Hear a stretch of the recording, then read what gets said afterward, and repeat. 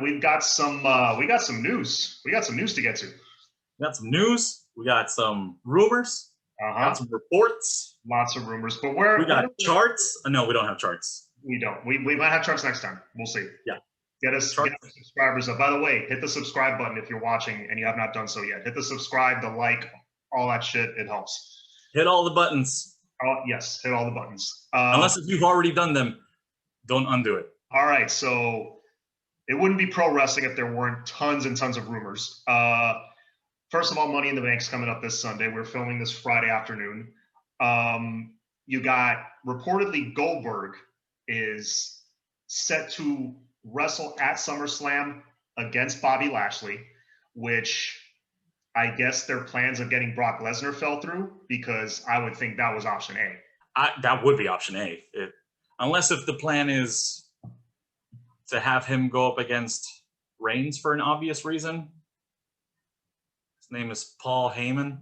Mm-hmm. Yeah, that would be the only reason I'd flip on the Bobby Lashley thing. But if I was Bobby Lashley, I'd be pretty ticked off about that. It's going to be Goldberg versus Bobby Lashley at SummerSlam for the belt. Now, you would think, like, going off traditional wrestling etiquette, he's the old veteran coming in to, give a rub to the younger guy. Now, I'm not so sure, because remember what happened with Goldberg and The Fiend. So my question to you, what does your gut tell you? Who do you think wins this match? Ultimately, I think the guy that takes it off of Lashley is currently on a different brand. I think he's going to get switched over whenever they do the draft. I think it's going to be Big E. So I would hold off till that. Keep making him look like a dominant, ridiculously protected heel with the title. He does a good job with it. I think it will all depend ultimately on how the live fans react to it from here to there. Dear Lord, we're getting them back tonight. Mm-hmm. We're getting them back tonight, and I think at least one or two plans that Vince had are going to go straight out the window when he hears crowd reactions. Yep. He has a plan going into SmackDown, and he may rewrite the SmackDown script tonight. Mm-hmm. As the show's going on. Yep. Yeah. It will be a debacle, but I can't wait to see it. I can't wait for that. Now, besides the obvious, Goldberg, if he's penciled in for SummerSlam, that means he may appear tonight. No, he would appear on Raw. If it's against Lashley, he's going to appear on Raw. Sorry, good point. Yes, he'll appear on Raw. So, but there have been lots and lots and lots of reports and rumors that John Cena might appear tonight on SmackDown. I actually think, since the match rumored for SummerSlam, and apparently everything's like all said and done, everything is done. Mm-hmm. He's coming. It's Roman versus Cena at SummerSlam. Mm-hmm. So I wouldn't necessarily bring Cena in right now and convolute the story between Edge and him right now. It doesn't make sense. I'd have him come up. I'd have him come next Friday. That's a good point. I think Edge is going to get a huge pop tonight. That's period. You're going to get that. Massive pop. Yeah, whether he's a face or a heel, it doesn't matter. He's going to get a huge pop. He's the face in this situation. He's the face in the situation by default because it's Roman, but he's kind of acting like a heel, which I don't mind it. I like it. No, let him be the anti-hero. I don't give a shit. He is amazing at everything that he does. Every word that he says, I believe. He is Edge. He's not Adam. He's not anybody. He is Edge. He's the rated R superstar. Absolutely. And did you see the confrontation between him and Seth in the locker room last week? That's supposedly another match for SummerSlam as well that's being penciled in, is Edge versus Seth, which would be, give it to me. That I'm excited. That I'm excited about. I can't wait. Because they can play the whole thing, Rollins would be like, I've cashed in on him before, and you couldn't get the job done. You're too old. You're washed up. You have just hang it up, bro. That's what Seth could play, and then it'll eventually turn into this huge rivalry, which would be fantastic for both men. Mm-hmm. So that would be great. I'm all for that because we kind of got robbed last year of the what would have been AJ versus Edge, but AJ got hurt in the Royal Rumble. Correct. That's one of the. There's like 5 or 6 different dream matches. I can't wait to see Edge compete in. Fair. Rollins is one of them, so we will get that. Cool. Bring it. Let's see what else. What else? Yes, another rumor. Rock versus Reigns tag match reportedly possible for WrestleMania. Yeah, they obviously, if possible, the singles match is going to happen.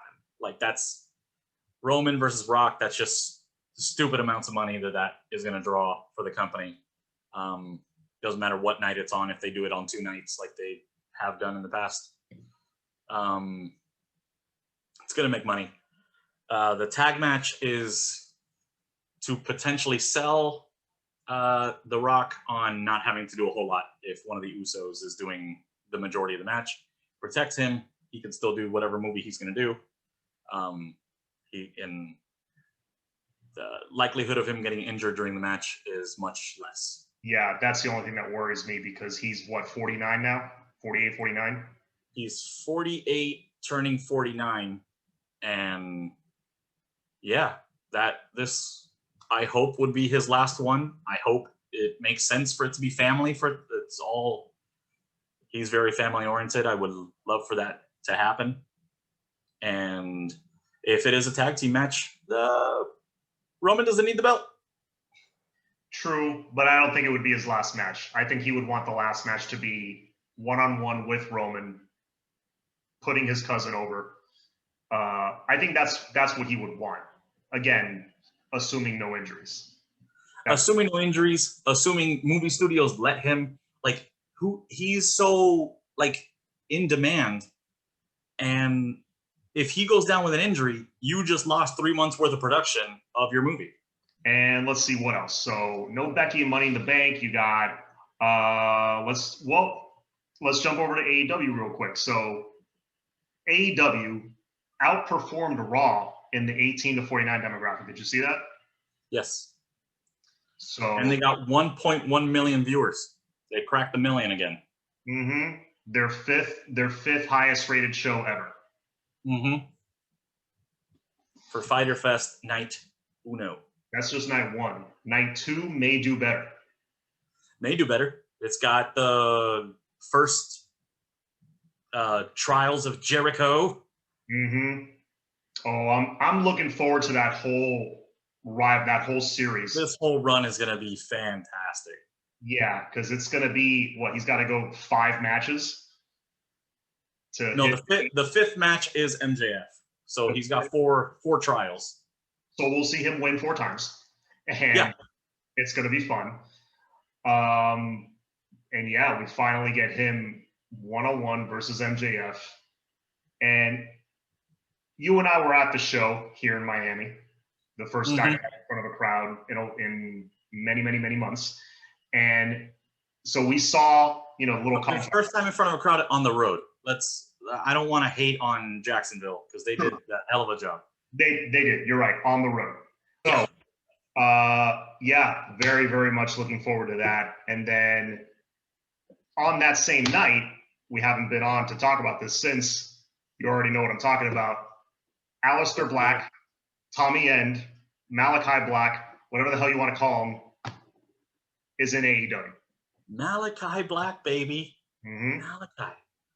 And they treated this dear Lord, it's 100 times better than how they introduced Andrade. Lights cut out, boom. Malachi Black is in the ring. Black Masses, Arn Anderson, to the T. It looked perfect. And when you play it back on television, dear Lord, he hits him spot on, and he actually kicks the microphone, so that's why it sounded amazing. Mm-hmm. And the microphone just goes in a perfect little loop and goes boop and lands right where it needs to go. And I was like, that's just, you can't teach that. That's awesome. No, it couldn't have worked out. It couldn't have been a better moment, I think. And then Cody comes out to check on Arn, And Malachi Black backs away. Like, no, check on your man. And boom, black mass for him too. Mm-hmm. So he's already treated like a way bigger deal with attacking Cody than Andrade. His first matchup being with Matt Sydal that same night. Mm-hmm. Yeah, that was so the crowd reaction, which I mean, we were there. It's a small venue. It was maybe 3,000-4,000 people at the most. It sounded like 50,000. Yeah, it was nuts. The boom from the crowd. Oh my God, it was great. So you have that. You have what else? You had Fyter Fest Night 1 already happened, and first of all, Ricky Starks winning the FTW belt. Makes sense to me. I thought it made sense. Not only did it make sense, I thought he was really getting over with the crowd. We spoke about this. I don't really care for his character, but I can admit that I may be wrong, but I don't see it, whatever it is. With Ricky Starks? Yeah, I mean, Brian Cage is a way bigger deal to me, and Brian Cage, I don't know, he like denounced Team Tag, so I'm really excited to see where this is gonna go. Yeah, I love Ricky Starks, and that match reminded me how much I like him. I like him. I'm gonna rephrase it. I can see why people like him. I don't care for him. Okay. I respect it. I don't care for it. Okay. I care for it, and I'm here for it. So I think it was the right decision. And I have really nothing else to say. I like it. I think Ricky Starks has a very bright future with the company. Let's just say that. Oh, absolutely. He definitely does. And we've got all these guys starting to get this cult following. Mm-hmm. Homegrown talent. You got, Ricky Starks being one of them. I see it. Darby Allin being another. Orange Cassidy being another. Sammy Guevara being another. Mm-hmm. I mean, they're all smallish guys, but holy hell, do people love these guys? Mm-hmm. Yes, it's not all about size, Vince. It's not all Brian Cage all the time. Yes. But speaking of guys with cult followings, he's not homegrown, but Jon Moxley successfully defended his U.S. title against forget his name, Machine Gun Carl Anderson. Yep. Fantastic, very physical match, as we all expected. Although I think Moxley's reign is about to come to an end. Because potentially. Lance Archer has challenged him for a rematch finally, a year and a half after Moxley won the belt from him. Mm-hmm. In a Texas death match. So I feel like that's coming full circle. And I think Lance Archer will take the belt off him. I have no problems with this. I don't either, because I think Moxley is going to eventually have a world title run. I think he will eventually turn heel, possibly. Cool. Once Adam Page has the belt, maybe a heel Moxley challenges him. Cool. Maybe he takes a little time off because of his new baby. Who knows? I think he's going to drop the belt next. I think he drops it. I disagree with you. I think that the guy that takes it off of Adam Page eventually down the line is finally Chris Jericho as a face gets a title. You think? A world title? He's never done that. As a face, he's never done it. Never, ever in his career. He's never been a face with the world title, period.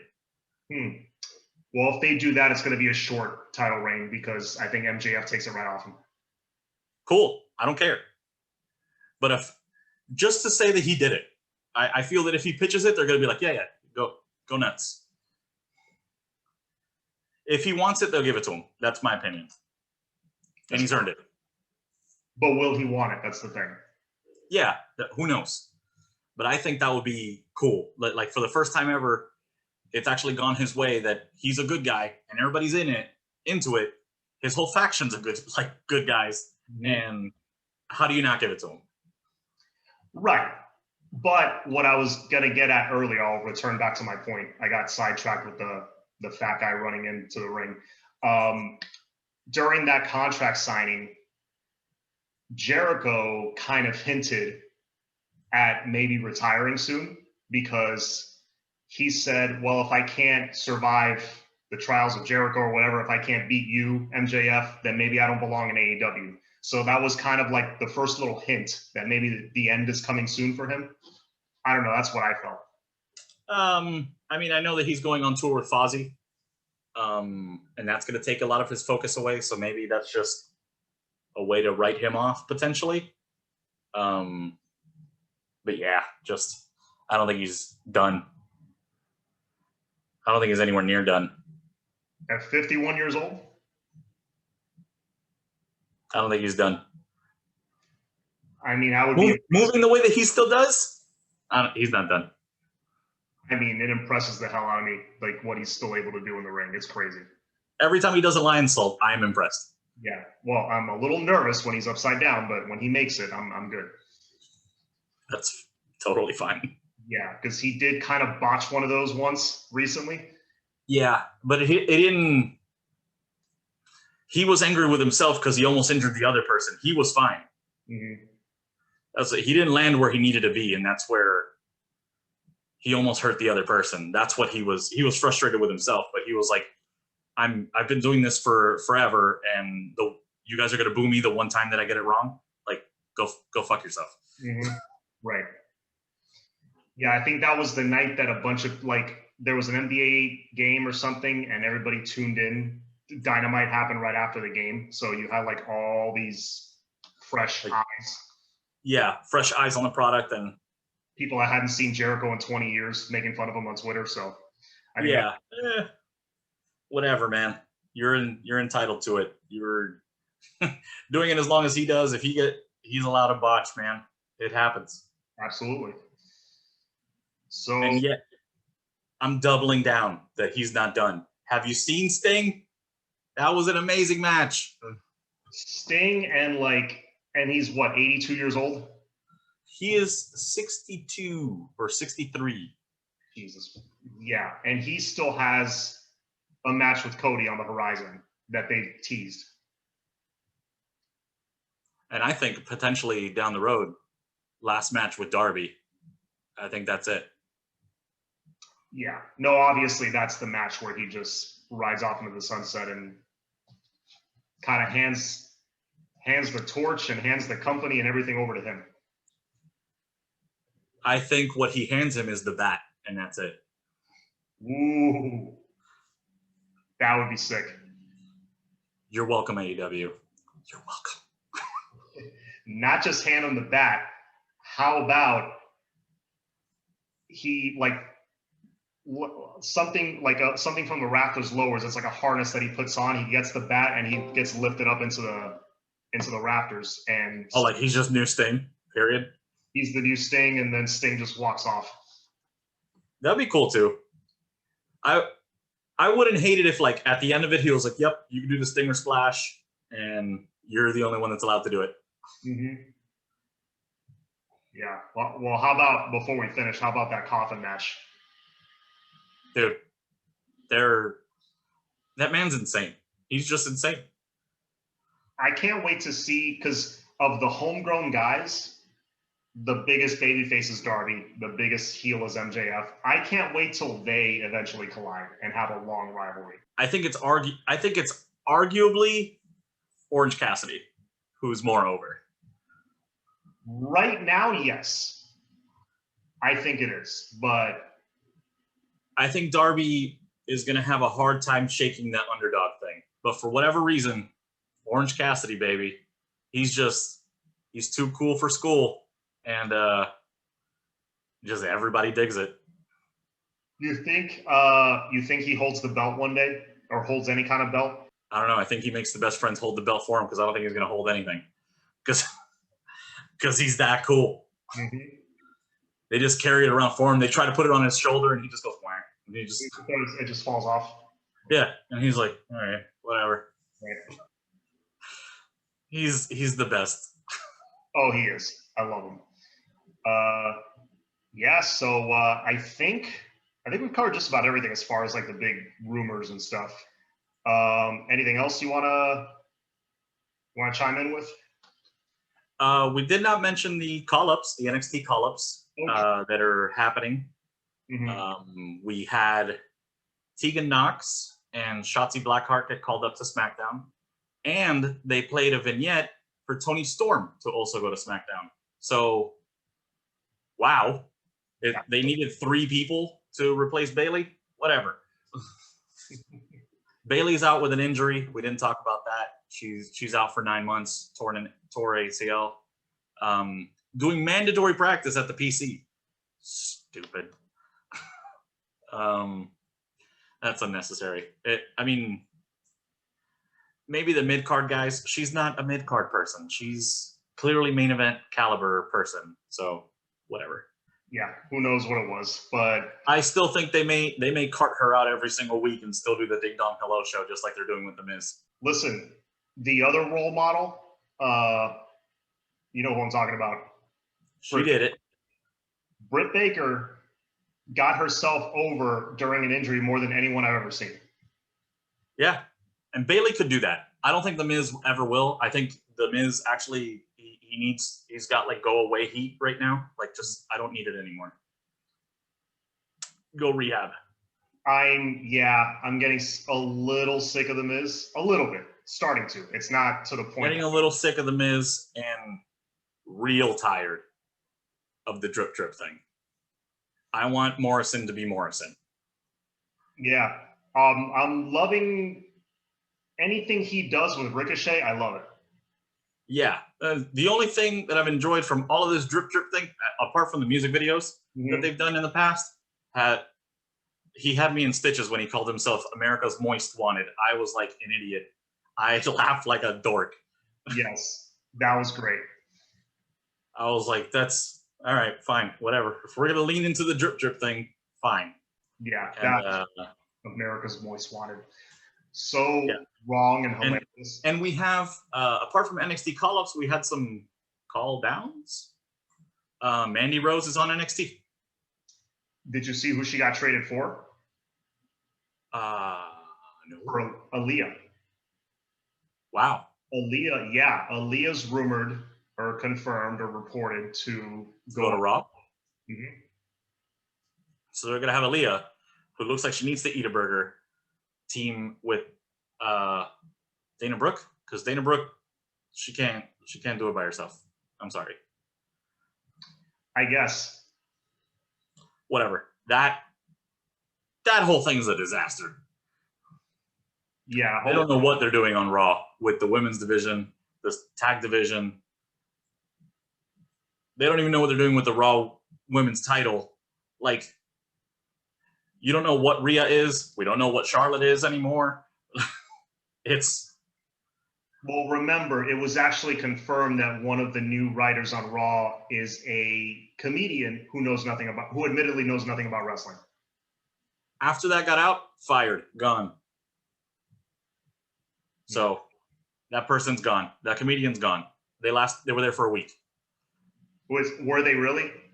Yeah, they fired. Oh, they fired. They did. Yeah. When she went on some podcast and said like, yeah, I don't know anything about wrestling, and I think his name is Bobby Lashley, or I think she told him like, I think she got the name wrong. That got to Vince, and he canned her right there on the spot. Go back to writing SNL. I don't know what you were doing before. That was probably smart of him to do that because it just looks bad. Yeah, I mean, don't hire her to begin with, but yeah, hiring her to begin with looked bad, but at least you took swift action, and it is what it is. Right. And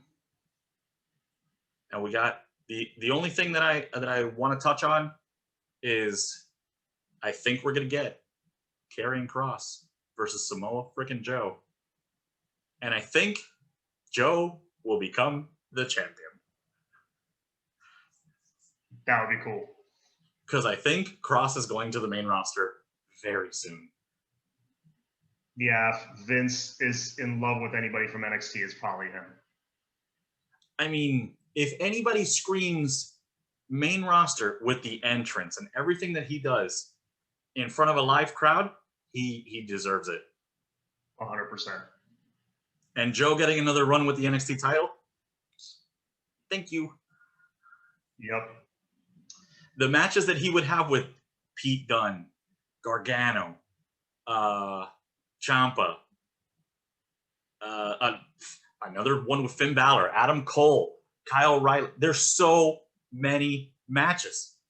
The one with Ciampa would stand out to me because they're so, I mean, not similar body types, but similar styles. Yeah, and you know, they even have similar chants. Joe is going to kill you, and Ciampa's going to kill you. But yeah, I think that is this week in wrestling. These weeks in wrestling. These weeks, yes, the last couple weeks. But in the future. Mm-hmm. Foreseeable future. Yeah, so but we'll be back on soon. And SmackDown's back tonight with a full crowd, thank God. And Money in the Bank will take place in front of a full crowd. Right. And as will Raw, and will all things are right within the wrestling world once again. Finally. So that's going to do it for us. Please, again, hit the subscribe button, hit the like button. It helps us grow the channel. Like, share, subscribe, do it all. This is Roll Up for the Win. See ya. Next time.